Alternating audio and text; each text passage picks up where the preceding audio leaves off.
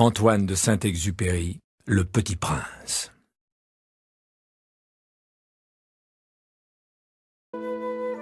J'appris bien vite à mieux connaître cette fleur. Il y avait toujours eu sur la planète du Petit Prince des fleurs très simples, ornées d'un seul rang de pétales, et qui ne tenaient point de place et qui ne dérangeaient personne. Elles apparaissaient un matin dans l'herbe, et puis elles s'éteignaient le soir. Mais celle-là avait germé un jour d'une graine apportée d'on ne sait où, et le Petit Prince avait surveillé de très près cette brindille, qui ne ressemblait pas aux autres brindilles. Ça pouvait être un nouveau genre de baobab. Mais l'arbuste cessa vite de croître et commença de préparer une fleur.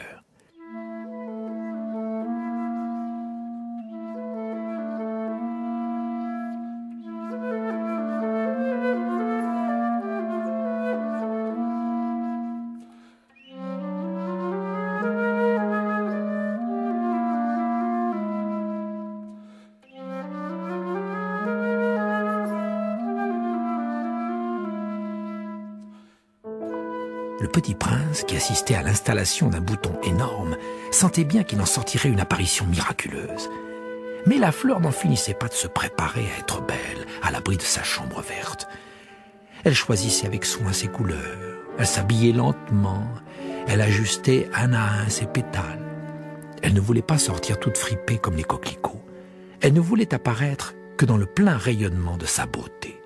Eh oui, elle était très coquette. Sa toilette mystérieuse avait donc duré des jours et des jours. Et puis voici qu'un matin, justement à l'heure du lever du soleil, elle s'était montrée. Et elle, qui avait travaillé avec tant de précision, dit en bâillant « Oh, je me réveille à peine, je vous demande pardon, je suis encore toute décoiffée. » Le Petit Prince, alors, ne put contenir son admiration. « Que vous êtes belle, n'est-ce pas ?» répondit doucement la fleur.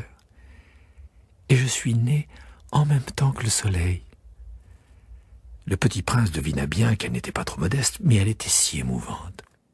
C'est l'heure, je crois, du petit déjeuner, avait-elle bientôt ajouté. Auriez-vous la bonté de penser à moi? Et le Petit Prince, tout confus, ayant été chercher un arrosoir d'eau fraîche, avait servi la fleur. Ainsi l'avait-elle bien vite tourmentée par sa vanité un peu ombrageuse. Un jour, par exemple, parlant de ses 4 épines, elle avait dit au Petit Prince « Ils peuvent venir, les tigres, avec leurs griffes. »« Il n'y a pas de tigre sur ma planète, » avait objecté le Petit Prince. « Et puis les tigres ne mangent pas d'herbe. »« Je ne suis pas une herbe, » avait doucement répondu la fleur. « Pardonnez-moi. Je ne crains rien des tigres, mais j'ai horreur des courants d'air. Vous n'auriez pas un paravent ? » Horreur des courants d'air, c'est pas de chance pour une plante, avait remarqué le Petit Prince. Cette fleur est bien compliquée. Le soir, vous me mettrez sous globe. Il fait très froid chez vous, c'est mal installé. Là d'où je viens... Mais elle s'était interrompue. Elle était venue sous forme de graine. Elle n'avait rien pu connaître des autres mondes. Humiliée de s'être laissée surprendre à préparer un mensonge aussi naïf, elle avait toussé 2 ou 3 fois pour mettre le Petit Prince dans son tort. « Ce paravent, j'allais le chercher, mais vous me parliez. » Alors elle avait forcé sa toux pour lui infliger quand même des remords.